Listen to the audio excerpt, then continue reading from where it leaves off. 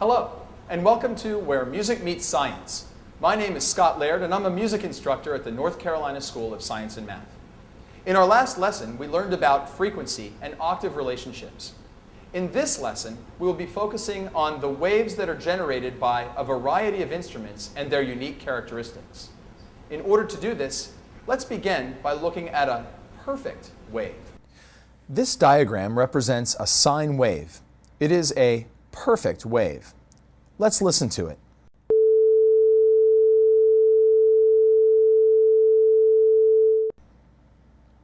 Notice that there are no imperfections in the shape of the wave, and it is not very pleasing to hear. This represents a pure, single frequency and really doesn't occur naturally on its own in our world. The sine wave was generated by a computer. It is the frequency 220 Hertz, which we discussed in the previous lesson. I have chosen this frequency to use today because it's in the middle of the musical range and many instruments can play this pitch. Let's review the parts of the wave. The high point of the wave represents the place that air molecules are compressed together. The low point in the wave represents the place where they are spaced apart. The y-axis is air pressure.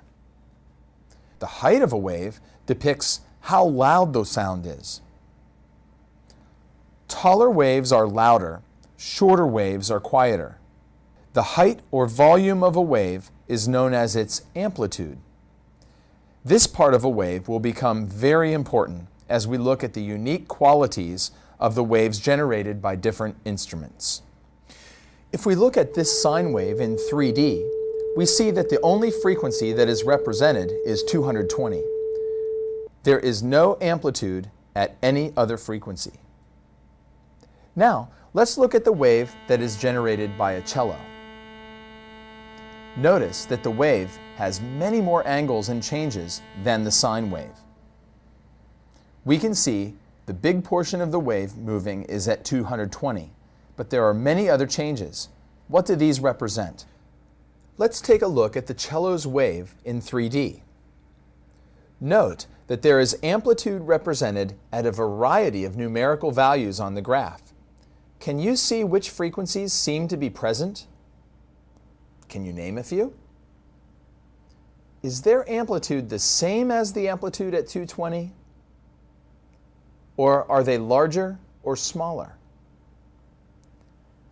Note that we are still hearing the pitch A220, but there seem to be other frequencies represented. This is what we call a complex wave. A complex wave is a sound that is made up of many different sine waves coming together to form the unique sound of, in this case, a cello. Notice that there seems to be a frequency at 440, 660, and 880 Hertz. These numbers, which represent pitches, are very important, and they certainly relate to the pitch A220. Do we know anything about any of these frequencies already? Think back to our last lesson on octave relationships. First, the sound is created by changes in air pressure. Second, these changes occur in a wave-like motion. Third, faster waves or frequencies represent high pitches. Slower waves or frequencies represent low pitches. Fourth, one complete vibration of a wave is a cycle, and frequency or pitch is measured in cycles per second. Finally, octave relationships between pitches are represented by a doubling relationship.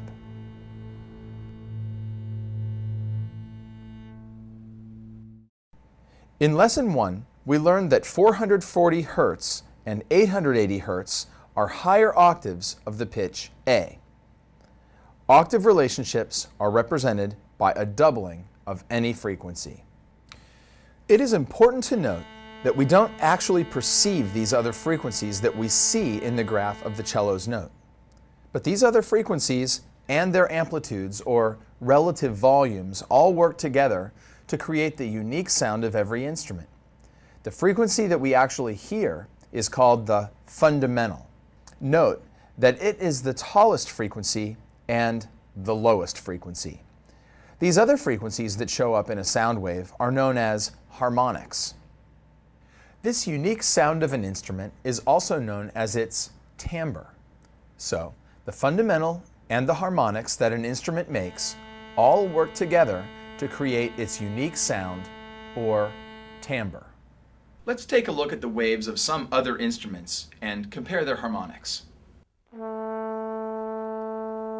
Here is the graphic representation of a trombone playing A220. Notice the shape of the wave. Again, the big part of the wave appears to be similar to the cello and the sine wave, but the smaller inconsistencies of the wave are quite different. Let's look at it in 3D. What other frequencies are represented in the 3D image of the trombone? Are they the same as the cello or different? Are the amplitudes of the other frequencies similar to those of the cello or different? Is the fundamental frequency about the same amplitude? Which of the harmonics appear to have higher amplitudes? Which of the harmonics appear to have lower amplitudes? Note the clear differences between the cello and trombone waves. All of these differences contribute to the unique sound of the two instruments, or their timbre.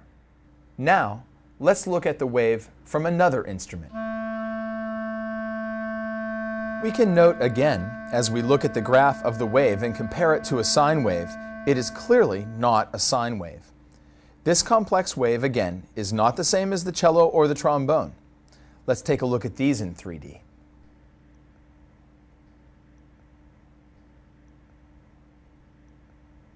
Note the similarities between the harmonics in the cello and the trombone and the clarinet. Note the differences.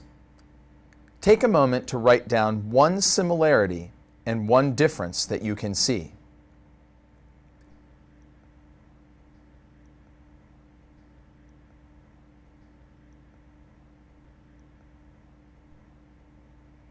As you can see, each of these instruments has a unique set of harmonics that combine to form the timbre of that instrument. Even the human voice, in fact, every human voice, has its own set of unique harmonics that come together to form its timbre. Let's take a look at the waves of two different human voices and compare the harmonics.